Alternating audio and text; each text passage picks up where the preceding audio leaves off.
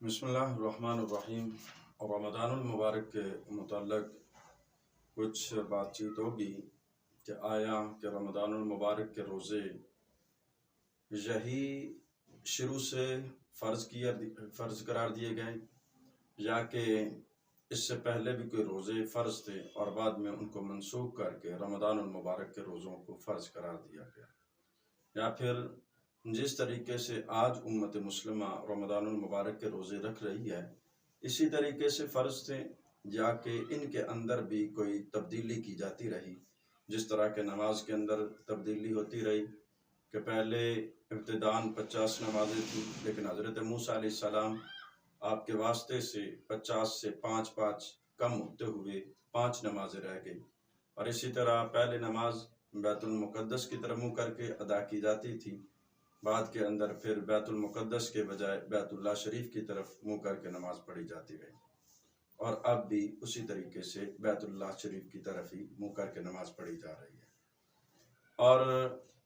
اسی طرح ابتدائی اسلام کے اندر تمام نمازیں وہ 2 رکعتوں پر ہی مشتمل تھی،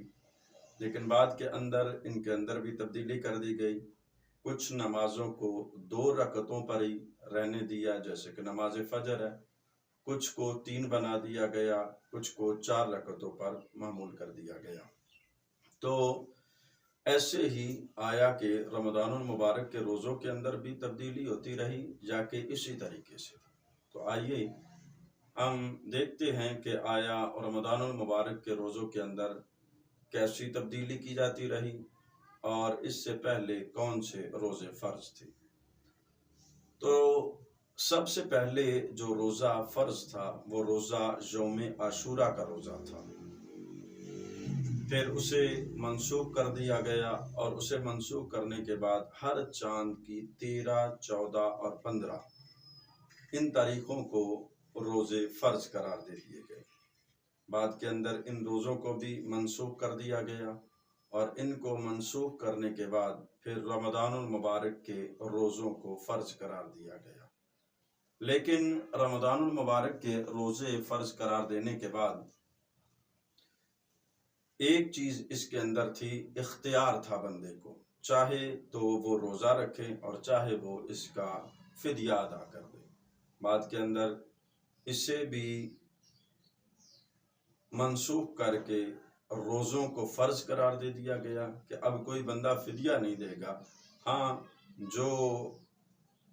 بہت ہی بوڑھا ہو چکا ہو یا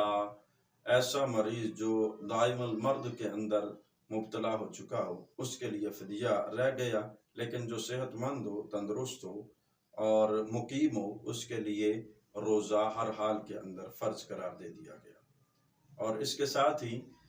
ایک اور چیز تھی اس سے پہلے کہ جس طرح پہلی امتوں کے اندر تھا کہ عشاء کی نماز تک کھانا پینا یہ جائز تھا، عشاء کے بعد ان کے لیے کھانا بالکل بھی جائز نہیں تھا۔ امت محمدی علیہ صاحب الصلاۃ والسلام پر بھی اسی طرح تھا کہ سونے سے پہلے تو وہ بندہ کھانا پینا وہ استعمال کر سکتا تھا، کھا پی سکتا تھا، اس کی اجازت تھی، لیکن اگر سو گیا تو سونے کے بعد جب وہ بیدار ہوا تو اس کے بعد پھر بندے کو بالکل کھانے پینے کی اجازت نہیں تھی۔ لیکن حضرت ابن قیس رضی اللہ تعالی عنہ آپ کا واقعہ پیش آیا تو اللہ رب العالمین نے آپ کے صدقے سے راتوں کو کھانا پینا بھی یہ جائز قرار دے دیا گیا، جس طرح کہ سورہ بقرہ کی آیا مبارکہ کے اندر اللہ رب العالمین نے فرمایا وَكُلُوا وَاشْرَبُوا حَتَّى يَتَبَيَّنَ لَكُمُ الْخَيْطُ الْأَبْيَضُ مِنَ الْخَيْطِ الْأَسْوَدِ مِنَ الْفَجْرِ۔ اللہ رب العالمین نے فرمایا کہ تم کھاؤ اور پیو جہاں تک کہ تمہارے لیے سفید ڈورا سیاہ ڈورے سے واضح ہو جائے، ظاہر ہو جائے، یعنی فجر تک۔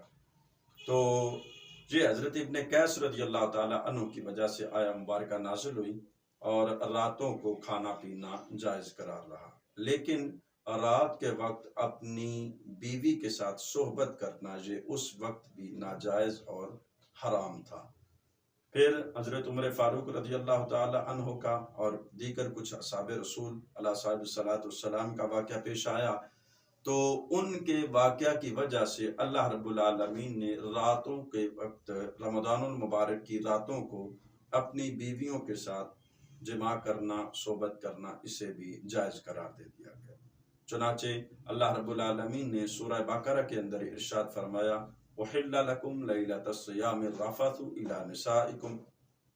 کہ رمضان المبارک کی راتوں کے اندر تمہارے لیے اپنی بیویوں کے پاس جانا یہ حلال قرار دے دیا گیا۔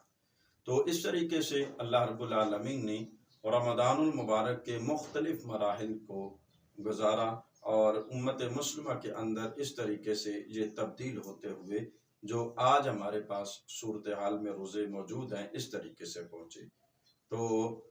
رمضان المبارک کے روزے یہ بہت اہمیت کے حامل ہیں اور امت مسلمہ پر یہ اللہ رب العالمین کا بہت بڑا انعام ہے۔ اللہ رب العالمین ہمیں اس ماہ مقدس کا ادب و احترام کرنے کی اور اس کے روزوں کو رکھنے کی اور راتوں کو قیام کرنے کی توفیق عطا فرمائے۔ آمین ثم آمین۔ وآخر دعوانا ان الحمد للہ رب العالمین۔